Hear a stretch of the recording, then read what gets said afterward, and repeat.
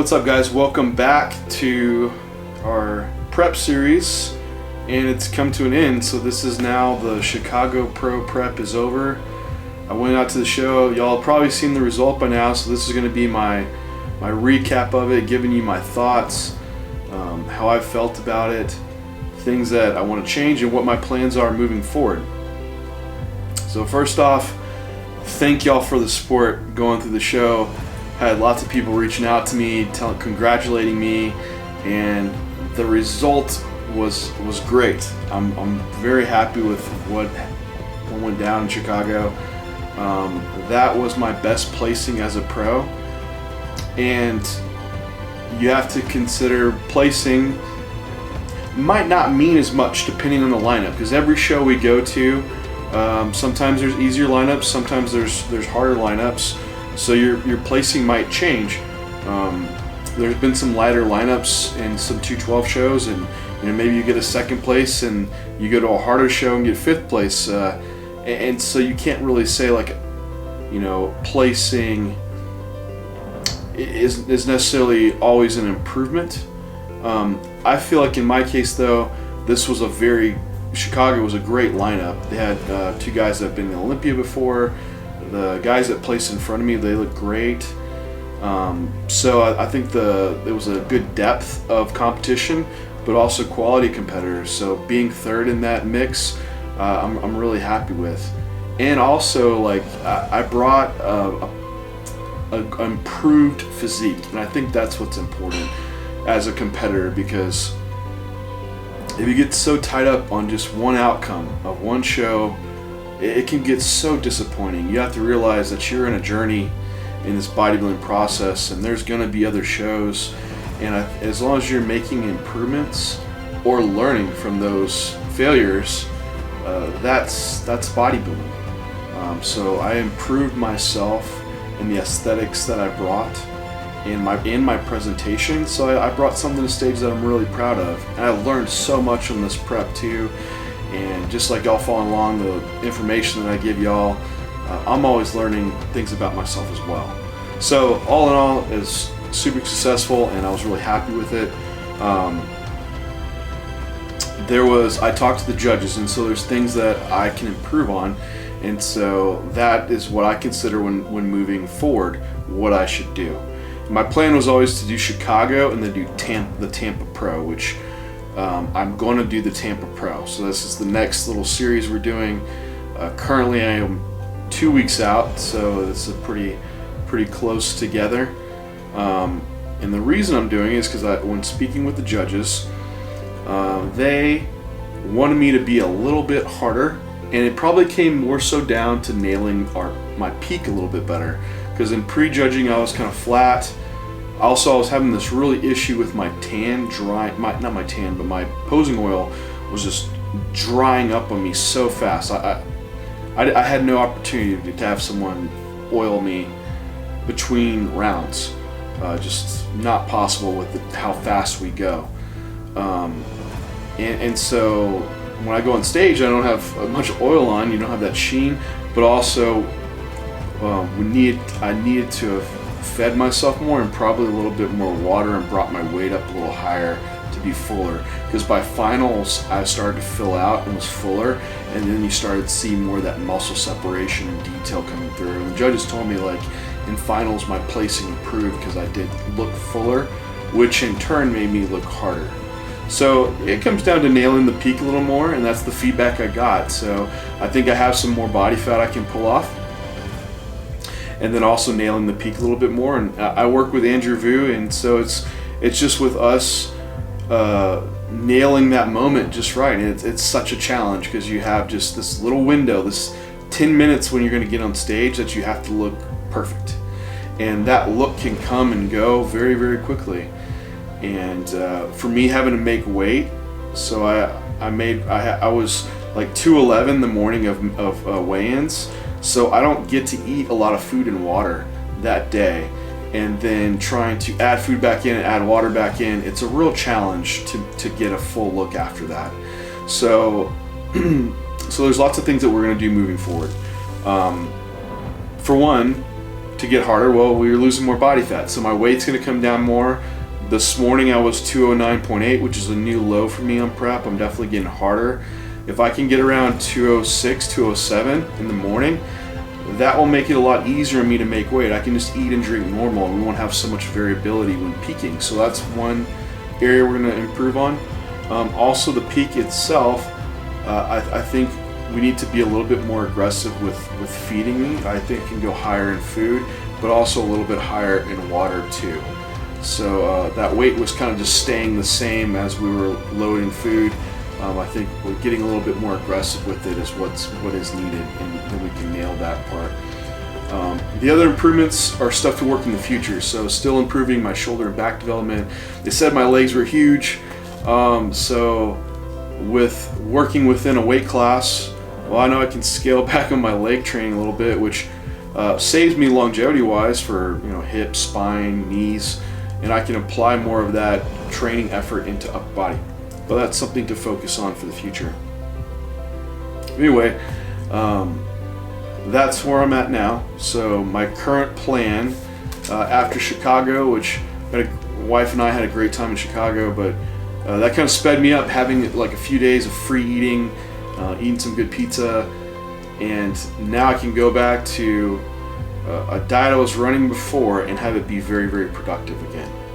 So you kind of freshen up some, metabolism increases, and you can go back to a little bit more food and get a great response from it. So now I'm on 150 grams of carbs a day, 250 grams of protein, and just trace fats. So whatever is within my chicken or oats and things like that. So no direct fat sources. I'll tell you right now, before the show I was down to 50 grams of carbs a day. So this is definitely an increase.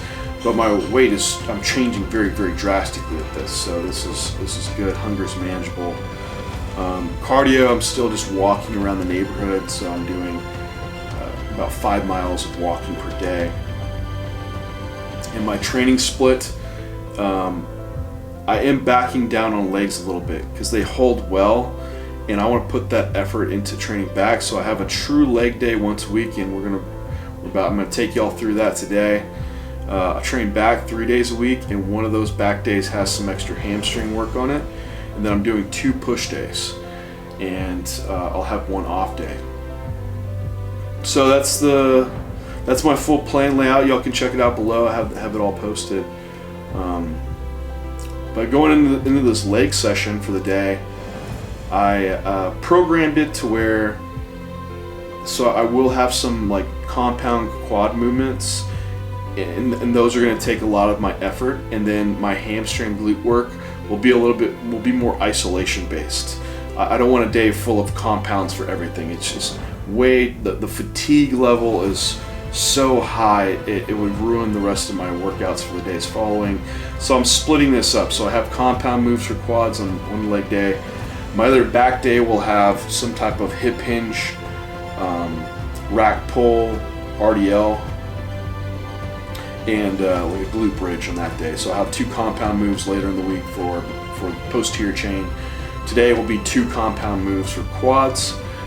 Just 4 work sets. That's it. My quads, I have such a great connection with them. It just does not take a lot of volume. Like the highest I get to in off season to make them grow is like 10, 11 sets. So 4 sets for me is enough just to hold them and maintain them well. Then we'll do 6 sets of hamstring isolation work, 3 sets of adductors, 3 sets of glutes, and I'll do 4 sets of abs today. So I'm starting off with a lying leg curl. It's a great move to start with for the full hamstrings, with keeping the hip flexed. Like in a seated leg curl, you can't emphasize certain parts of the hamstring more, but a lying leg curl will hit everything. And I think it just gets your whole posterior chain a little bit primed for your other moves. And if you want longevity in this, I would look to the guys that have been doing it for a long period of time. So one thing that always stuck with me, John Meadows and Scott Stevenson, they, what do they do? Because they've been bodybuilding for so long. But John Meadows always he would program hamstring curls before his quad work, his compound quad work. and it kept his knees fresher. So it's something to keep in mind. So I'm starting with the lying leg curl to bring some blood in the hamstrings, and I don't want to call it like a warm up, but I'm going to do help prime me for my compound moves a little bit more. But I'm keeping my reps higher. I'm not going to do anything below 10 reps today. So in the lying ham curls, my first work set, I hit 13 reps, and these are failure points. I backed down and weight for a back off set. I hit 15 reps. Then I did another back off set for 18 reps. So I'm staying between that 10 to 20 rep mark on them, trying to really drive my hips down into the pad and just use the hamstrings. I don't want to kick the weight up with the lower back. Then moving from there, since I still had that injury to my rec fem, so the best movement that feels the best is the pendulum leg press. So that's the move that I'm starting with for my compound leg movement, and it has great constant tension throughout the movement. The loading's a little bit less in the lengthened state, but so I get a really good connection with my quads to start off for my quad movements, and I hit a PR in it still, like since my quad injury. Like, this is, you can't ask for more being 2 weeks out, and I improved a rep. So I went to 490. I hit 13 reps, where last time I hit 12 reps. You can't ask for more. So that shows me right there, like, my quads are recovering really good, and I'm making improvements and increasing the stimulus that I'm giving to them within each session. So that's perfect progression. Quads are a movement that will happen on prep because they're such dominant body parts. Then I back down to weight, and I hit a set of 15 reps, something a little bit higher. And these reps are, I don't have one more rep left in me. They're right at near concentric muscular failure. I'm not actually failing, because I think the fatigue level is so high from it at this point of prep, but there's not one rep left in me, and that's kind of the spot that I want to be at. From there, I move on to hack squats. So a compound move that has a little bit larger range of motion.